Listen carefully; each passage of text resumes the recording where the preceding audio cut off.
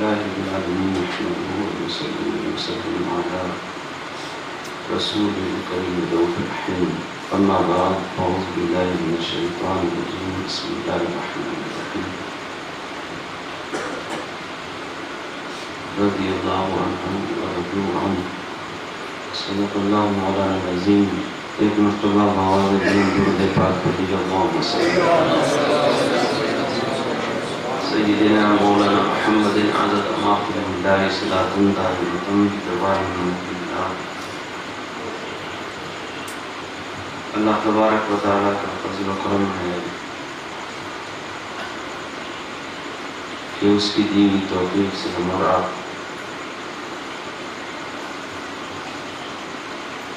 اس بابرکت مجلس میں بیٹھے ہوئے ہیں اور ہمارے نعت خواہ حضرات الحمدللہ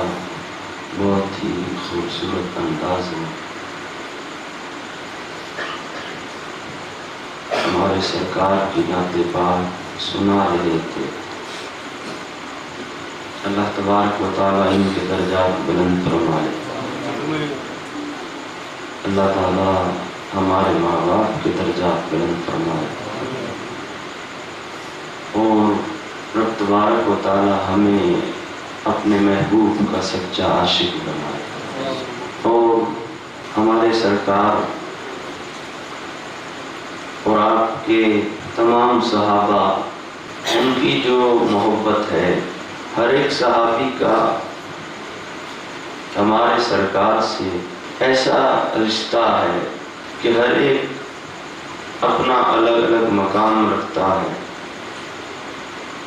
اور اسی قدر اپنے آقا سے وہ محبت کرتے. جس کی جتنی محبت ویسے ہی ہمارے سرکار بھی اپنے ان صحابہ سے اسی قدر آپ ان سے محبت فرماتے. اور جیسا کہ ہم نے کل حضرت سیدنا عمر فاروق رضی اللہ تعالیٰ عنہ آپ کا ذکر کیا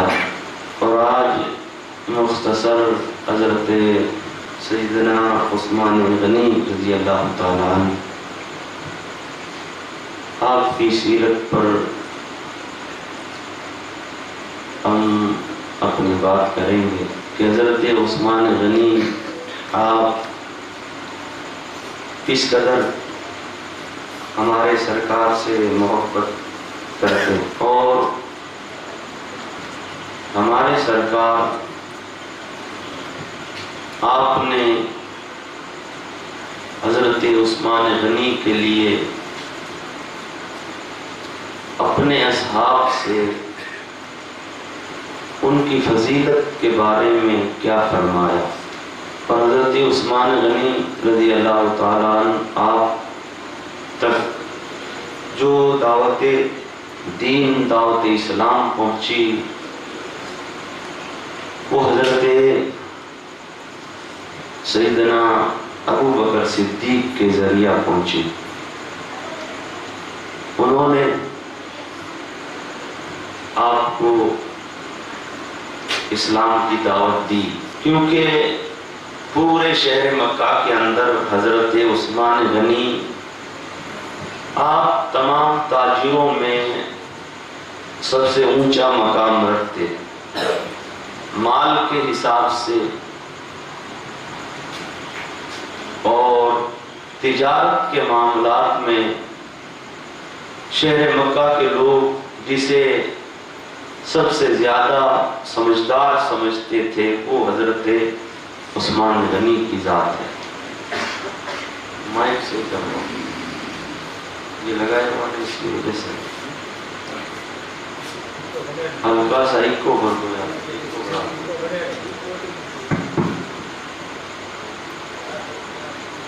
اللہ تبارک و تعالی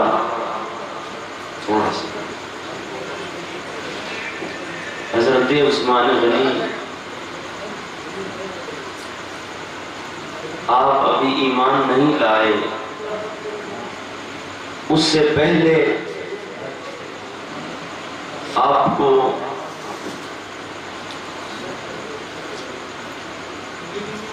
پورے شہر مکہ والے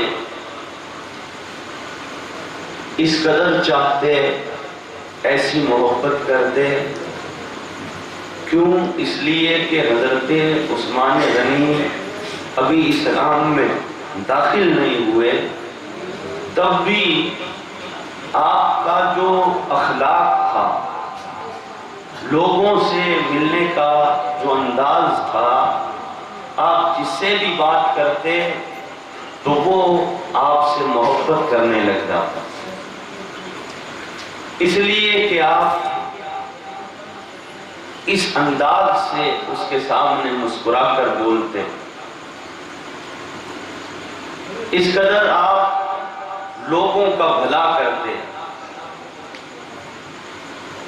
اس قدر شہر مکہ کے غریب غربا کا خیال کرتے، اور تجارت کے معاملات میں حضرت ابوبکر صدیق آپ بھی بہت بڑے تاجر، مگر آپ ایمان لے آئے، اسلام میں داخل ہو گئے، اور حضرت ابوبکر صدیق اور حضرت عثمان غنی کی بہت گہری دوستی تھی۔ جب کبھی بھی ان دونوں حضرات کا مال تجارت کے لیے جاتا تو ساتھ میں جاتا، اور اگر یہ کوئی مال خریدتے تو اس میں حضرت عثمان غنی کو یہ شامل کر لیتے، اگر حضرت عثمان غنی کوئی مال خریدتے تو ابوبکر صدیق کو شریک کر لیتے۔ ان دونوں میں بڑی محبت تھی، اور جب حضرت ابوبکر صدیق آپ اسلام میں داخل ہو گئے، اس کے بعد آپ حضرت عثمان کے پاس آئے، اور آ کر حضرت عثمان غنی سے آپ نے کہا کہ حضرت عثمان غنی نے کہا کہ فرماؤ ابوبکر، کہا کہ میں نے کبھی بھی تمہیں الگ نہیں رکھا، میں نے کبھی بھی تمہیں اکیلا نہیں چھوڑا، ہم دونوں تاجر ہیں، اور جب میں کوئی سودا کرتا تو تمہیں شریک کرتا، تم کرتے ہو تو مجھے شریک کرتے ہو۔ اے عثمان، میں نے ایک اور سودا کر لیا، میں نے ایک سودا کر لیا، اے عثمان میں چاہتا ہوں کہ تو بھی اس میں شریک ہو جا، تو بھی اس میں شریک ہو جا۔ تو حضرت عثمان غنی نے کہا ابوبکر اس میں پوچھنے کی کیا بات ہے، اس میں پوچھنا کیا ہے، تو میرا یار ہے، تو نے سودا کر لیا تو مجھے بھی قبول ہے، مجھے بھی قبول ہے۔ ابھی حضرت ابوبکر صدیق نے کہا ہی نہیں کہ عثمان پہلے پوچھ تو لے کہ وہ سودا کون سا ہے، ابھی یہ نہیں بتایا ہی نہیں، مگر حضرت عثمان غنی کہتے ہیں ابوبکر اس میں پوچھنا کیا ہے، تجھے قبول ہے تو عثمان کو بھی قبول ہے۔ اس کے بعد حضرت ابوبکر صدیق نے کہا عثمان پہلے پوچھ تو لے۔ حضرت عثمان غنی نے کہا کہ بتاؤ کون سا سودا کیا ہے؟ تو حضرت ابوبکر صدیق نے کہا کہ میں نے ہمارے جو آقا ہے محمد رسول اللہ، میں ان پر ایمان لے آیا ہوں، اب میں چاہتا ہوں کہ عثمان تو بھی انہیں مان لے، تو بھی اسلام کے اندر داخل ہو جا۔ تو حضرت عثمان غنی آپ نے اسی وقت حضرت ابوبکر صدیق سے کہا کہ مجھے بھی ان کے پاس لے چلو،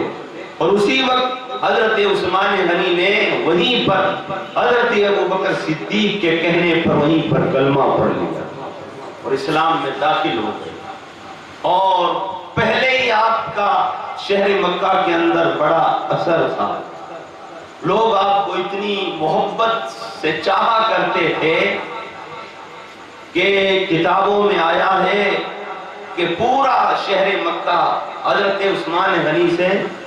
اتنی محبت کرتا کہ جب رات کے وقت مائیں اپنے بچوں کو جھولا دیا کرتی تھی تو اپنے بچوں سے کہا کرتی تھی بیٹا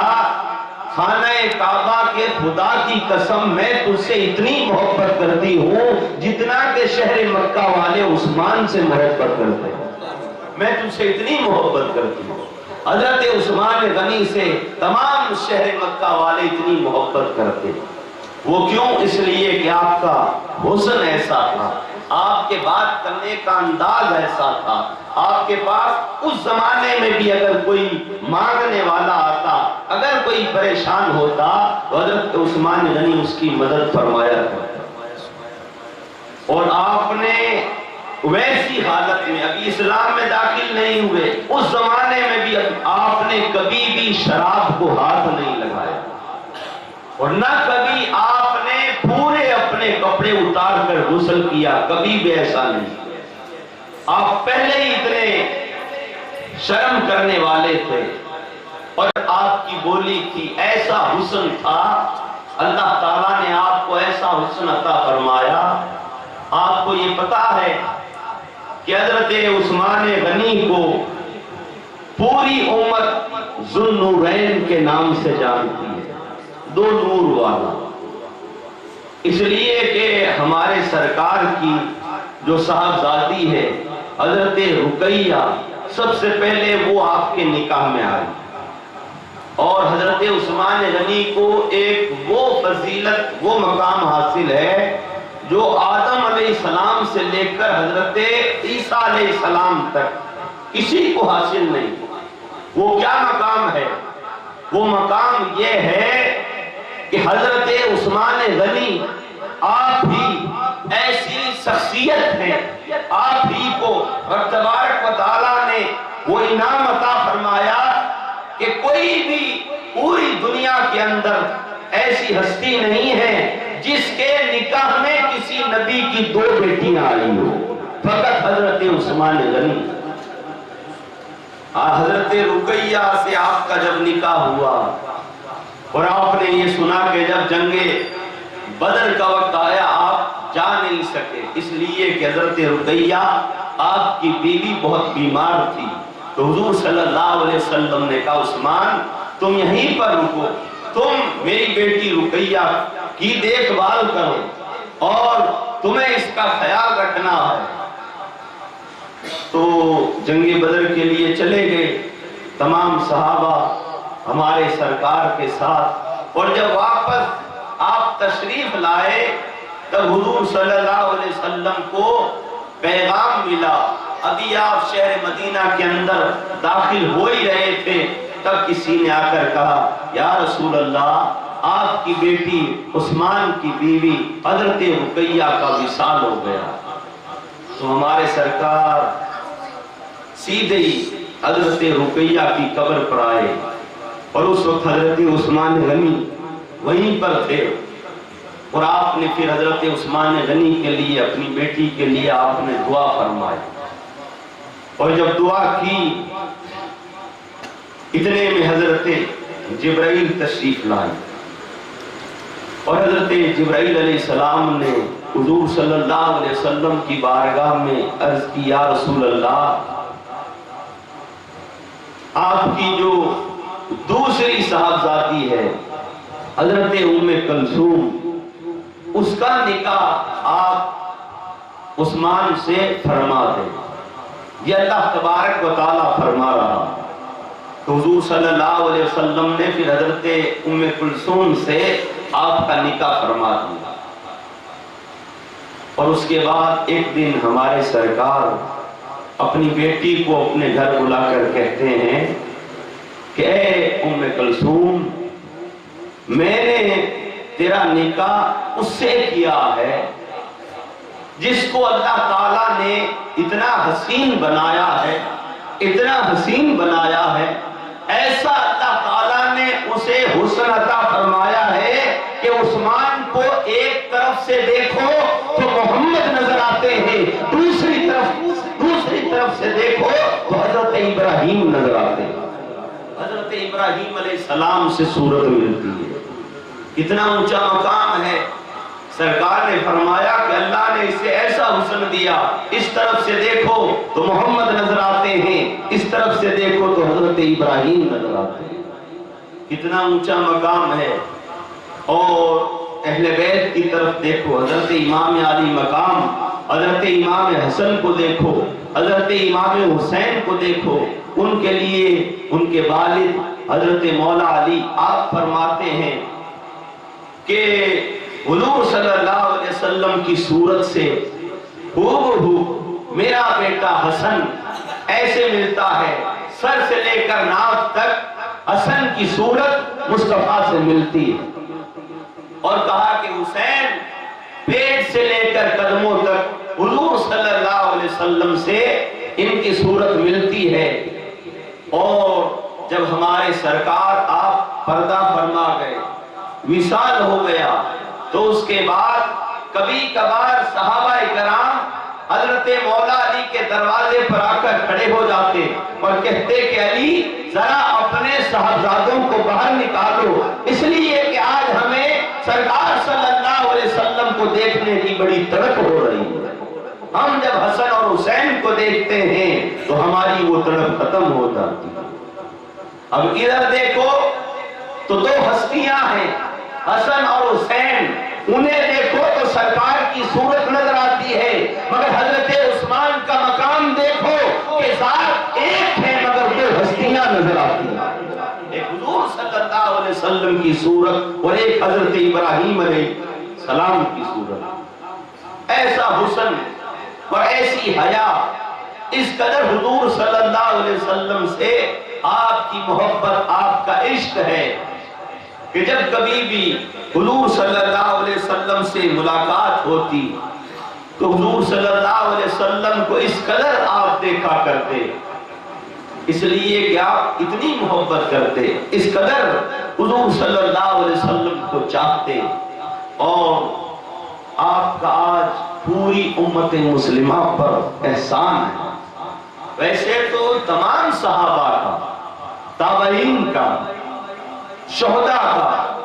اللہ تبارک و تعالیٰ کے نیک بندوں کا، اولیاءوں کا، امت اسلام پر احسان عظیم ہے کہ ان لوگوں نے یہ دین اسلام ہم تک پہنچایا۔ ہم تک یہ دین ان کی محنتوں سے پہنچا ہے، ان کی قربانیوں سے پہنچا ہے، ان کی محنتوں سے ہم تک پہنچا ہے۔ ان لوگوں نے اتنی قربانیاں دی، اتنی تکلیفیں دیکھی، مگر زمانے نے ان کے ساتھ میں بہت دھوکہ کیا، انہیں بڑا ستایا گیا، انہیں بڑا پریشان کیا گیا۔ ان کے کام کے اندر لوگ سامنے آ کر کھڑے ہو جاتے، ان کے کام کو آگے نہیں بڑھنے دیتے، اس لیے کہ کہیں پوری دنیا میں اسلام نہ پھیل جائے۔ یہودیت سب سے بڑی اسلام کی دشمن ہے۔ جب ہمارے سرکار نے مدینہ شریف سے یہودیوں کو نکال دیا تھا اور جب یہودی وہاں سے چلے گئے تھے تو وہ خاموش نہیں بیٹھے، وہ انتظار کر رہے تھے کہ کب مسلمانوں کے رسول اور ان کے نبی کب پردہ کریں اور ہم اسلام کی جڑیں کاٹ دیں، ہم اسلام کو اس دنیا سے مٹا کر رکھتے ہیں۔ یہودی نکل تو گئے تھے مگر انہوں نے ایسی چالیں چلنی شروع کی۔ ہمارے سرکار کے وصال کے بعد حضرت ابوبکر صدیق آپ تخت پر بیٹھے، آپ امیر المومنین بنے، اور آپ کے وصال کے بعد حضرت عمر جب بیٹھے گئے، اس وقت بھی ان یہودیوں کی یہ ہمت نہیں تھی کہ وہ سامنے سے حملہ کر دیں، سامنے سے اگر کوئی فتنہ پھیلا دیں، ان کی اس وقت بھی ہمت نہیں ہوئی، اس لیے کہ حضرت عمر کا جلال اتنا تھا کہ اگر ایک کوئی جاسوس پکڑا جاتا، ایک کوئی یہودی پکڑا جاتا تو اسے پکڑ کر وہ ساری جماعت کو باہر نکلوا لیا کرتا۔ مگر حضرت عثمان غنی آپ کی طبیعت بڑی نرم تھی، آپ کے سامنے اگر کوئی شکایت آتی، تب آپ اگر کوئی قیدی آتا تو آپ اسے سزا نہیں دیتے بلکہ آپ اسے سمجھایا کرتے، آپ اسے سزائے موت نہیں دیتے بلکہ اسے سمجھاتے، اسے سمجھا کر کسی کام میں لگا دیا کرتے کہ تم یہ برا کام مت کرو، یہ کرو، تاکہ تم سے لوگوں کو فائدہ ہو۔ آپ اس قدر نرم دل تھے کہ کبھی بھی کسی کو سزا نہیں دی۔ جو صحابہ آپ سے جو بات کہتے تھے آپ وہ مان لیا کرتے، اور یہودیت اس وقت شہر مدینہ کے اندر داخل ہو چکی تھی جب حضرت عثمان غنی آپ تخت خلافت پر بیٹھے، اور وہ ایسے آئے، انہیں پتا تھا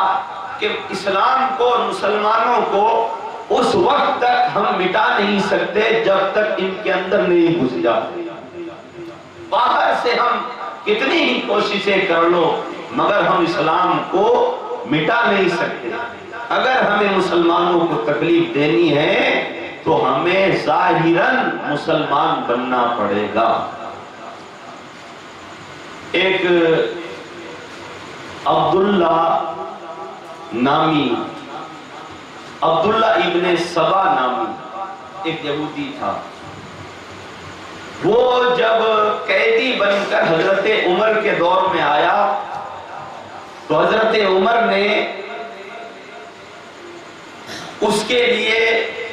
سزائے موت لکھ دی۔ آپ نے کہا کہ اسے مار دو،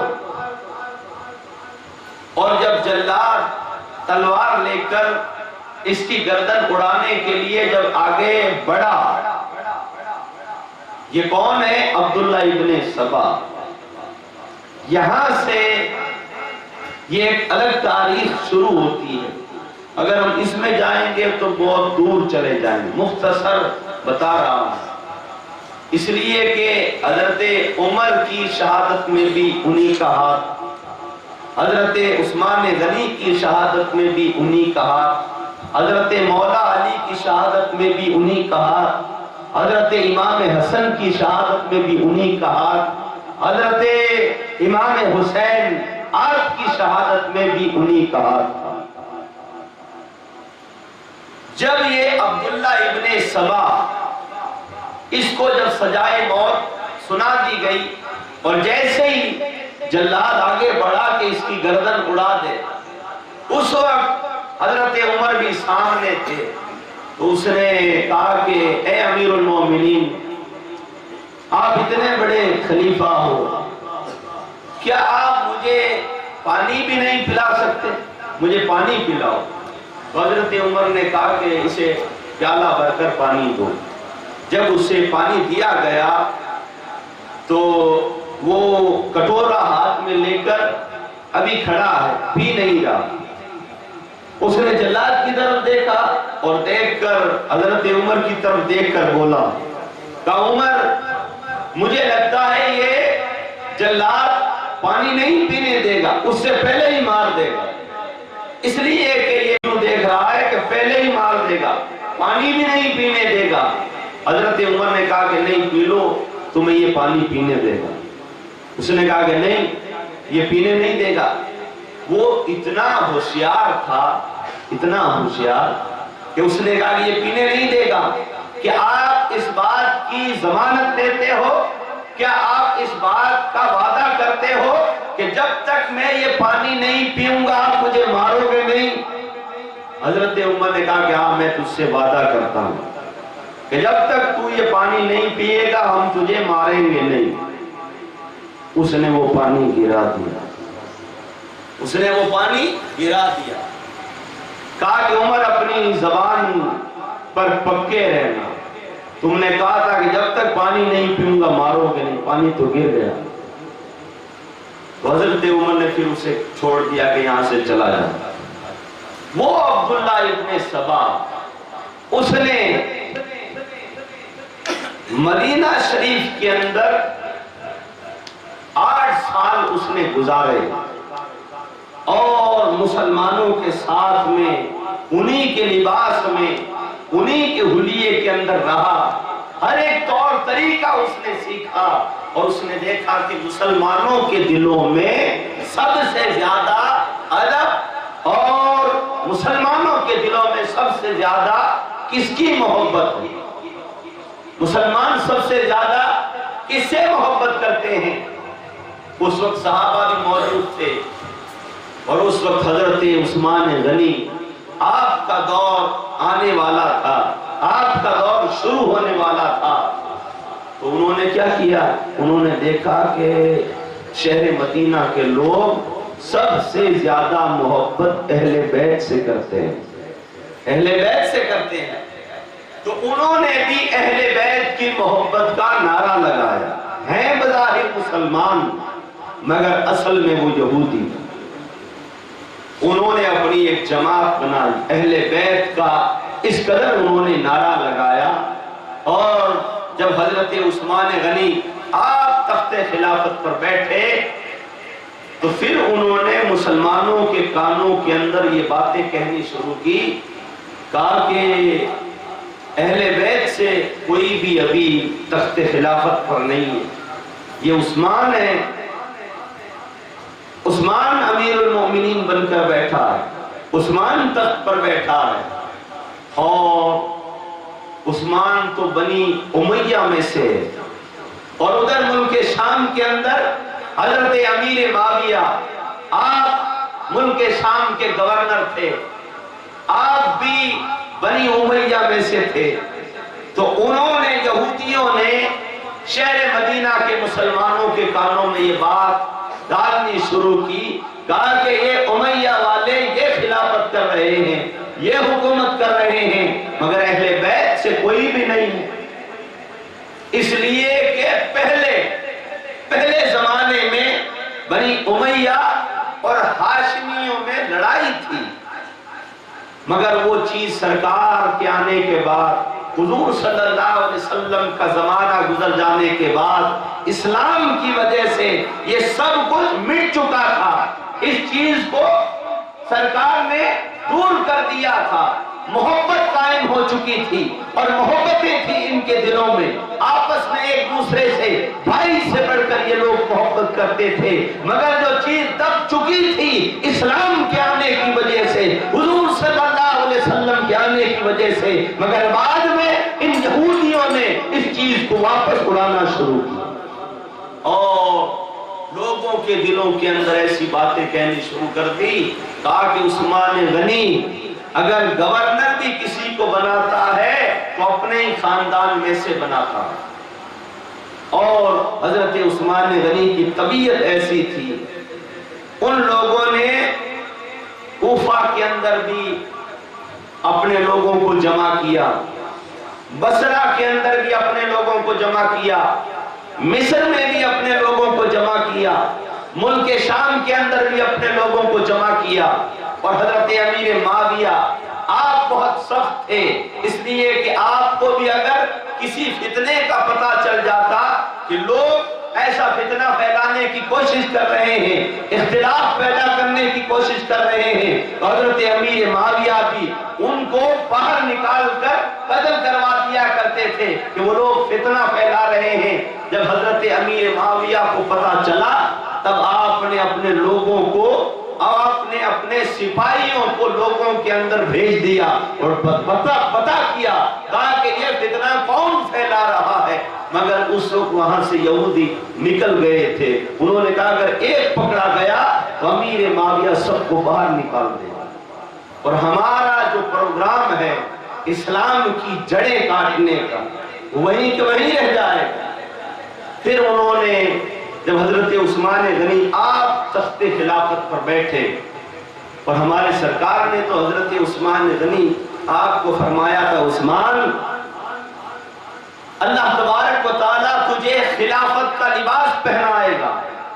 اور ایک زمانہ آئے گا کہ لوگ تیرے سامنے کھڑے ہو جائیں گے اور اے عثمان تجھ سے کہیں گے کہ خلافت کا لباس اتار دے، مگر اے عثمان تجھے وہ خلافت کا لباس نہیں اتارنا، تجھے وہ لباس نہیں اتارنا ہے۔ حضور صلی اللہ علیہ وسلم نے آپ کو یوں فرمایا، اور جب آپ کا دور خلافت آ گیا، آپ جب امیر المومنین بن گئے، آپ جب تیسرے خلیفہ بن چکے، اور آپ کے پاس میں پھر ایسی شکایتیں آنی شروع ہوئی، کہا کہ فلاں کوفے کا گورنر ظلم کرتا ہے، مال لیتا ہے، اس کو ہٹایا جائے۔ اس وقت سعید العاص ایک بزرگ تھے، وہ کوفہ کے گورنر تھے، ان کے لیے ان یہودیوں نے ایک بہت بڑا جتھا لے کر شہر مدینہ کے اندر آ گئے، اور انہوں نے وہاں آ کر ہلہ مچایا۔ تو حضرت عثمان غنی نے کہا کیا چاہتے ہو؟ کہا کہ کوفہ کے گورنر کو ہٹا دیا جائے۔ آپ نے لکھ دیا کہ لو، میں نے اسے ہٹا دیا۔ اس کی جگہ پر آپ نے دوسرے صحابی کو بھیجا۔ جو لوگ آپ کے سامنے جو بات لے کر آتے، آپ وہی کر دیتے، اس لیے کہ آپ کو پتا تھا کہ اب میرے وقت میں فتنے اٹھنے والے ہیں، اس لیے کہ آپ کو حضور صلی اللہ علیہ وسلم کی بات یاد آتی تھی۔ آپ نے ان لوگوں سے کہا جو لوگ بھیڑ ہو کر، کئی لوگ جمع ہو کر جب آپ کے سامنے آئے، آپ سمجھ گئے تھے، آپ نے کہا کہ میں تمہاری انگلیاں میری عزت کی طرف نہیں آنے دوں گا، جو تم چالیں چل رہے ہو میں اس سے باخبر ہوں، تم کیا چاہتے ہو، تم مجھے ہٹانا چاہتے ہو۔ آپ نے اشارے میں انہیں یہ بات کہی، اور وہ لوگ وہاں سے چلے گئے، کیونکہ آپ کے پاس میں جو بات لے کر آئے تھے وہ آپ نے پوری کر دی۔ انہوں نے کہا کہ موقع کیسے دیکھیں، عثمان کو کیسے قتل کریں، کس بات پر کریں، کیسے شہید کریں۔ وہ یہ راستہ ڈھونڈ رہے تھے کہ کب عثمان ہمارے خلاف، ہماری لائی ہوئی بات کے خلاف عثمان بولے اور ہم عثمان کو اس بات پر قتل کر دیں۔ مگر کئی مرتبہ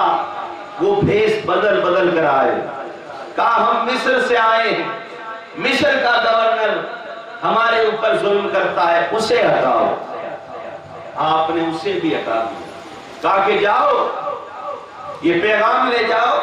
اور مصر کے اندر فلاں کو میں مقرر کر رہا ہوں۔ تو جب آپ نے وہ مصر کے گورنر کے لیے جب پیغام بھیجا انہی کے ساتھ میں، تو ان لوگوں ہی میں سے انہوں نے اس جو آپ نے خط لکھا تھا اس کی تحریر بدل دی۔ تاریخ کے اندر یہ آیا ہے کہ انہوں نے اس آپ کی لکھی ہوئی بات کو چینج کر دیا، بدل دیا۔ اس میں آپ نے یوں لکھ دیا کہ اے گورنر مصر، یہ لوگ تمہاری شکایت لے کر میرے پاس میں آئے ہیں، تمہیں ہٹانا چاہتے ہیں، مگر میں نے ان کو کہہ دیا ہے کہ فلاں کو میں گورنر بنا رہا ہوں، میں نے یوں ہی لکھ دیا ہے، اور جب یہ تمہارے پاس میں آئے تو تم ان سب کو قتل کر دینا۔ جبکہ حضرت عثمان غنی نے یہ بات لکھی ہی نہیں، انہوں نے اس پوری آپ کی تحریر کو بدل دیا، اور آپ کی جو مہر تھی وہ لگی رہی۔ یہ تاریخ میں آیا ہے، مگر اصل حقیقت یہ ہے کہ جو یہودیوں نے جال پورے شہر مدینہ کے اندر، بصرہ کے اندر، مصر کے اندر، کوفہ کے اندر جو پھیلا رکھا تھا، وہ سارا کے سارا حضرت عثمان غنی کے خلاف پھیلا، اور وہ لوگ چاہتے تھے کہ کب عثمان چلا جائے اور کب دین اور یہ اسلام ہے جہاں کے جہاں رک جائے۔ انہوں نے فتنے پھیلانے شروع کر دی۔ حضرت امیر معاویہ کے یہاں پر بھی وہ لوگ پھیلے ہوئے، کوفہ کے اندر بھی پھیلے ہوئے، وہاں پر لوگوں کو الگ بات کہہ رہے ہیں، وہاں کے لوگوں کو الگ بات کہہ رہے ہیں۔ اس قدر ان لوگوں نے فتنہ پھیلانا شروع کیا، اور حضرت عثمان غنی کو اس بات کا پتا تھا کہ یہی لوگ میرے خون کے پیاسے ہوں گے، یہی لوگ میرے سامنے آ کر کھڑے ہو جائیں گے۔ اور ایک دن ہوا بھی یہی، کہ پھر وہ لوگ آئے، پھر آپ کے سامنے آ کر کھڑے ہو گئے۔ جس وقت حضرت عثمان غنی آپ جمعہ کے دن مسجد نبوی کے اندر آپ خطبہ دے رہے تھے اور وہ مسلمانوں کی صفوں کے اندر آ کر بیٹھ گئے، اس لیے کہ وہ تھے ظاہراً مسلمان، دکھنے میں لگتے تھے مسلمان، مگر وہ آ کر بیٹھ